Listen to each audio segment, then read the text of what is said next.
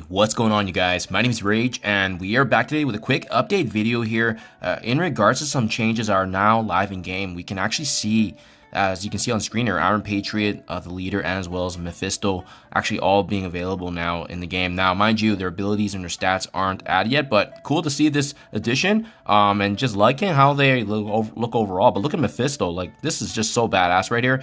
Him having his own throne and everything, you know, especially with the contracts there, it's gonna be very cool to see their abilities, and it's just awesome that we can get this kind of a sneak peek. Builds up the hype, right? But something else too, guys, make sure you check your inbox as well, because there's a Commander's Journey update here where you should be able to claim all these free rewards here, as you can see. And in addition to that, they've also updated a couple of the campaign nodes. As you can see, they've reduced the requirements of legendary characters. Several characters have had their star unlock requirements changed up, and modified a couple of the stores as well. So some big updates for sure. I haven't memorized all of the different campaigns, but I did notice when I was going through it already, there's some pretty sizable changes. I mean, if you're starting off as a new player in the game, generally you'd be sitting in the Heroes Assemble, Villains United, and Nexus chapters. So let's take a look to see which character additions have changed. So I believe She-Hulk, being a Legendary Horseman character team, she was added here. I don't think she was here before. I don't think Firestar was here too. So part of the new Warriors, they can have value in the end game.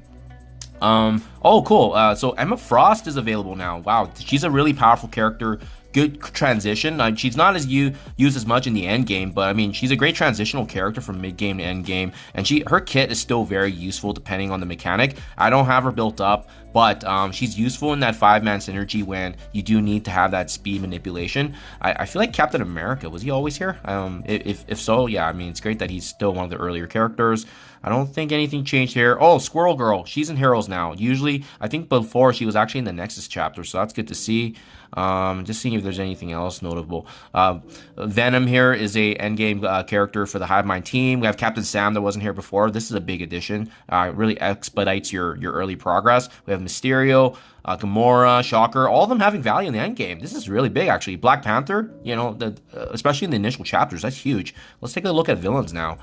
We have US Agent actually being available here now, okay, and then Gwenpool, again, part of that a new Warriors team. Rescue is useful. Usually, your Rescue is in their Blitz store anyway, so not a big deal. There's reworks coming potentially to Kitty Pryde here, so something to be mindful of, but great to see that they're also farmable quite early. Nothing to sing home about in that chapter. Oh, wow. Hela is available in Villains 3.9. This is huge. All my past videos before, when I made the initial Villains Chapter 7, she was one of the hardest characters to unlock in Chapter 7, so they pushed her down a few chapters. This is a huge addition for new players and those beginning to farm. We got Kingpin here, who's really good in the end game for War, and Shang-Chi is available in Villains 1.3. Oh my goodness, this is a big one. Shang-Chi's such a powerful character, especially starting off mid-game. Actually, I even brought him into Dark Dimension 6 right now in the end game, so that's huge. Wow, this got reworked quite a bit. Let's take a look at Nexus.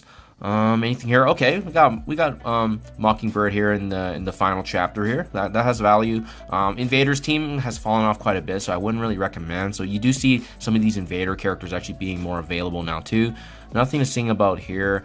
Phantom X needed for Unlimited X-Men if you want to go through the upgrade of Big Apocalypse. We have Moondragon here, actually. She can be very useful early on, so that's nice that she's actually farmable. Psylocke, also part of Death Seed Legendary Horseman team. Black Widow is very useful. I brought her into Dark Dimension 6. She's just really cheap and efficient, right? And hopefully there's some more love coming to her. But otherwise, oh, Winter Soldier, part of Rebirth initially. I mean, they've fallen off of the incursion rates, but I mean, yeah, definitely some early kind of value if you want to take advantage. And then let's take a look at Cosmic too. I think Nakia's here. She's new. She wasn't in the Cosmic before, I don't believe. I think Thanos was around this target as well. And then yeah, nothing crazy there. And Mystic looks the same to me, actually. Oh, Braun Mystic 2-9. I don't believe he was here, and he's part of the Legendary Horseman team for Gamma, so definitely need him built up. Okoye can have value with Wakandans, and then we can also check the Doom, because this is kind of early, but oh, interesting. Namor is 4.9. That is very, very interesting, actually, because he's going to have, obviously, value later on in the Cabal team, but interesting that they pushed him all the way at the very end of Doom, though. Loki is also interesting, Doom 3-9. We have Captain Sam here. I think this is his OG spot, actually. And then we actually have Dark Beast here at 1.6. That's a good one. I do like that. I think that was changed before, though.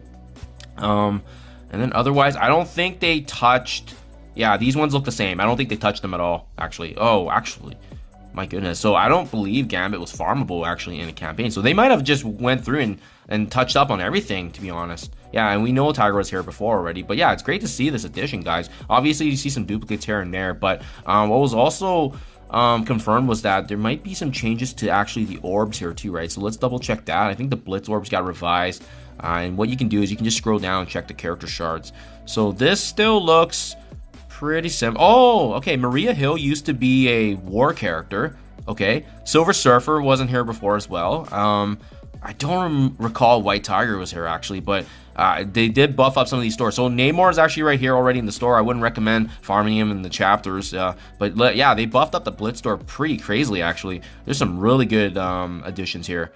So I think some of these minion characters, I don't even have them at 7 stars. Oh my goodness, they added all the minions. This is huge. This is a huge upgrade because like they're not even useful anymore. So it's just nice to get them to 7 stars and max out the Ultimates credits. I'm interested in the rate store change. I don't think Braun was here before. I think Braun was actually a war character. So that's a nice addition there. And anything that comes to mind, the thing about this is you don't memorize this when you go through, so it's kind of nice to see these changes. I actually got these Spider-Man Noir charts earlier. I think they definitely added arena store. So Gambit's here now as well. So they're basically adding more avenues of the same characters, so that way you can farm them in different manners, right? All the minions are here, or appears to be.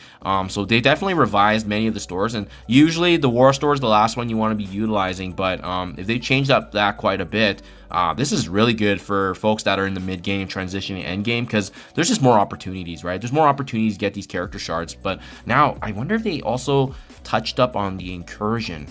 Okay, no, this looks the same to me. So it does not look like they made any changes to the newest chapters, which is the incursion. And then Nexus, like I said earlier, I think when I ripped through it, I don't think there was any changes here. But yeah, good to see, guys. Wow, this is pretty big. This is a nice update in regards to just adding more farmability into the game. And again, guys, make sure you claim those free rewards. But this commander journey, we're just trying to get folks back into the end game, as soon as possible and progressing them. So this is definitely a good step forward. I think just revising many of these, and I don't have it on screen here, but now many of the legendary events, if you have not unlocked them at 7 stars, there should be more avenues to actually unlock them now. So that way, there's going to be different characters that you can utilize. For example, Adam Warlock previously utilized X Factor, and now you can actually utilize aspects of X-Men characters or mutants, right? So it's nice that they made that kind of revision to make it more accessible for sure. But yeah, let me know what you guys think in the comments below, guys. I think this is huge for the mid-game players transitioning to end game, and even for the end game that just need to farm up the max 7 stars, because we're all getting closer and closer to the next level of progression here. So thank you for your time as always. Let me know what you think in the comments below, and I'll catch you guys in the next one.